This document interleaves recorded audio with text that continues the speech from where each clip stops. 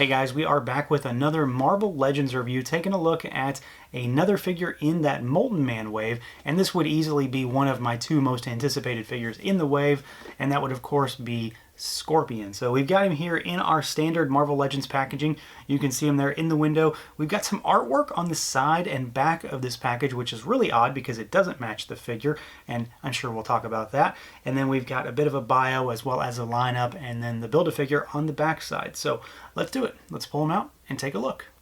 And here he is out of the package, our Scorpion figure. Probably the most hyped figure in this wave, I would say. There's a lot of cool stuff going on here. We've got a massive bendy wire tail, which I know a lot of folks, myself included, are very interested in. And it's a new Scorpion. It's a quintessential Spider-Man villain. So that on its own really ratchets up the interest in this particular guy. And I think for the most part, we've got a really solid figure here. I'm going to be hard-pressed to have any real gripes on this one. I think this is definitely one of the figures to get. So let's jump right in and see what this guy can do. Take a look at articulation first. So we've got a head that can look up. He can look down. There's really nothing to get in the way. It's very wide range of motion. You've got a little bit of bobble, and then you've got full rotation. Arms go out. They rotate all the way around. You've got a bicep swivel. Double jointed elbows give you really good range there. You've got rotation and hinge at the wrist. Both of them are lateral hinges. He's got the more slightly updated articulation scheme at the torso. So you've got a diaphragm cut here. He can go back. He can go forward, bobble side to side really well, and then full rotation. And then you also have got a waist twist down there as well. So you've got two layers of rotation for this guy. Legs go out really far. They kick forward and back a little bit. You've got a thigh cut, double jointed knees. You do have a boot cut down here. And then we've got rocker and we've got hinges. But of course, if you really want to consider it a point of articulation, we do have the movable tail, and this guy is quite mobile. So this thing is humongous. I mean, it's like 14 inches long, I think is what they say, and it is very, very bendy. You can get it into all sorts of shapes, so it'll bend all over the place. It does, of course, take some getting used to. You've got to worry about weight distribution when it comes to really like sending it far forward in front of him, but it works really well. It holds its shape pretty nicely, and frankly, this is pretty crazy to be getting this in general when we couldn't get bendable Doc Ock arms, yet we got this massive tail. So I think Hasbro's kind of done us a solid with this one by throwing this in, because I don't know if this figure would work at all without the bendy wire, but I think they did a really good job implementing this, and it does move around really nicely.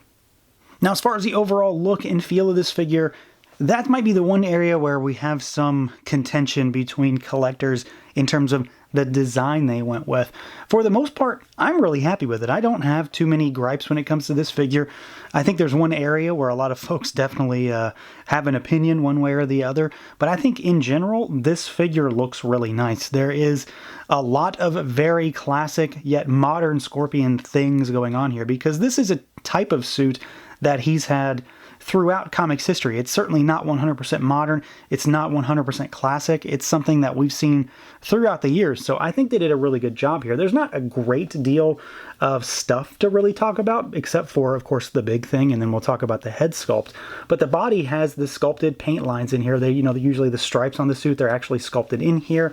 There is no paint in them or anything, but we do have that metallic marbly plastic, which I really like. I think it makes him pop when you've got him under the right lighting conditions. He's got a little bit of gray here for the crotch piece, for the wrist, for the hands, and then for the shins and the boots. The rest of the figure, though, is just that straight green, which frankly I am perfectly fine with. It very much evokes what I think of when I think of the Scorpion. And then, of course, you've got his tailpiece back here. This guy is a separate piece. It's not intended to be removable, as far as I can tell. It certainly doesn't want to come out, although I'm sure, if you really gave it the old college try, you could get it to pop right out. And then, of course, you've got the massive tail here, which does have the stinger on the end, so it very much flows with the costume. You've got the green marbly metallic plastic that goes from the suit to the tail, but then the tip of the stinger and the kind of barb at the end will be the gray color that matches the wrists and, of course, the feet. So it's a pretty classic, basic design that we've seen, used quite a lot for Scorpion in the comics, but it interprets well into plastic, into figure form. The head sculpt, though, is the place where folks will have an opinion one way or another for sure, because it's a specific type of head sculpt, specific mask scheme that they went with here. So Scorpion throughout the years has had a number of different iterations, versions, changes just to the character, but he's always had a handful of different masks, and this is just one of them. So I guess the one that most people consider to be classic is the one where the mouth is more exposed, where the skin around the teeth is exposed. But this is also a classic suit. It's certainly not new. It's not 100% modern. It's just a specific take. And what's interesting is that, as I mentioned when we looked at packaging, the packaging has the exposed mouth artwork versus the fully painted enclosed mouth. So I'm curious if there was a design change along the road here that gave us packaging that doesn't actually match the figure. I would have preferred to see that more exposed mouth skin area, personally. That's just my preference. But I think this looks really good. I mean, it's definitely a Scorpion head sculpt. It looks fine. I think the mask is done, the actual mask around the eyes. The skin is painted really nicely. The teeth are really clean. Everything as far as paint QC is on point. There are no issues with my figure at all. I think he looks fantastic. It's just an instance of, do you prefer this version or would you rather have the exposed mouth? And that's really where a lot of folks seem to be getting argumentative, for lack of a better word, about this figure. I could have had either one, and I'm happy we have this figure to begin with. I would have preferred the open mouth area, but this certainly looks fine. It's well sculpted and well painted. So ultimately, I don't have too many gripes. It's just one of those things that you either wanted this version or you wanted the other version. So overall, despite the fact that this figure doesn't have any accessories, I think they've absolutely knocked it out of the park. I think this is by far the figure to get in this wave.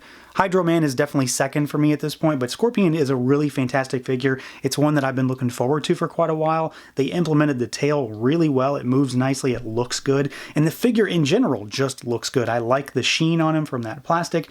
I like the way the face is done, despite the fact it's not my preferred mask. I like the way this turned out. And all in all, the figure is just solid. There's really nothing to complain about with this one. If you wanted a Scorpion and didn't want anything that's really old and you wanted something new, this is the figure to get. You should jump on it while you can. So that's going to do it for this look at the Marvel Legends Scorpion figure. Let me know what you guys think. Feel free to like, comment, subscribe, and share. And until next time.